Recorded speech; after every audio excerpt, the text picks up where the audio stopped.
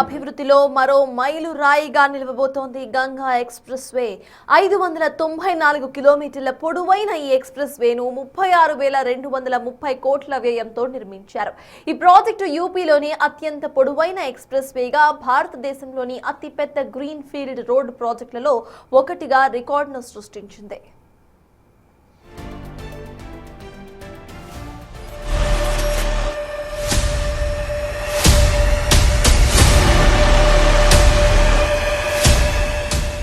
మీరట్ నుంచి ప్రయాగ్రాజ్ వరకు 12 జిల్లాల గుండా సాగే ఈ 6 వరుసల రహదారి ప్రయాణ సమయాన్ని భారీగా తగ్గించబోతోంది. మీరట్ ప్రయాగ్రాజ్ మధ్య ప్రయాణ సమయం ప్రస్తుతం ఉన్న 12 గంటల నుంచి 6 గంటలకు తగ్గిపోబోతోంది. గంగా ఎక్స్ప్రెస్ వే మీరట్, హపూర్, బులంద్ షహర్, అమ్రాహా, సంభాల్, బాదాయూన్, షాజహాన్పూర్, హోర్దై, ఉన్నావ్, రాయ్బరేలీ, ప్రతాప్గఢ్, ప్రయాగ్రాజ్ జిల్లాలను కలుపుతుంది. గంగా ఎక్స్ప్రెస్ వే యూపీలోని Yamuna expressway, Agra to Lucknow expressway, Jewar link expressway, Noida అంతర్జాతీయ విమానాశ్రయంతో అనుసంధానంగా ఉంటుంది. గంగా ఎక్స్ప్రెస్ వేలో భాగంగా షాజహాన్పూర్ వద్ద 3.5 కిలోమీటర్ల రన్వేను నిర్మించారు. అత్యవసర సమయాల్లో యుద్ధ విమానాలు ల్యాండ్ అవ్వడానికి ఇది ఉపయోగపడుతుంది.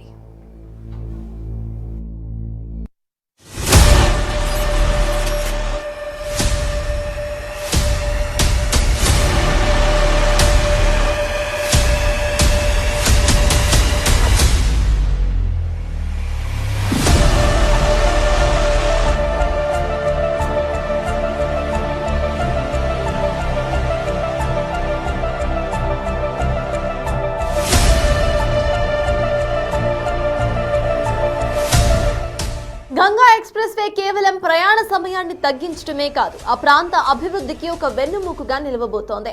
రాష్ట్రాన్ని పారిశ్రామికంగా పరుగులు పెట్టించబోతోంది. ఈ ఎక్స్ప్రెస్ వే అందుబాటులోకి రావడంతో ఎక్స్ప్రెస్ వే వెంట 12 integrated manufacturing and logistic customers ను రాష్ట్ర ప్రభుత్వం ప్లాన్ చేసింది. ఇందుకోసం 6,507 ఎకరాల భూమిని పారిశ్రామిక అవసరాల కోసం ఉపయోగించుకోబోతున్నారు. పారిశ్రామికంగా వెనుకబడిన జిల్లాలను అభివృద్ధి చెందుతున్న ప్రాంతాలతో ఈ రహదారి అనుసంధానిస్తుంది.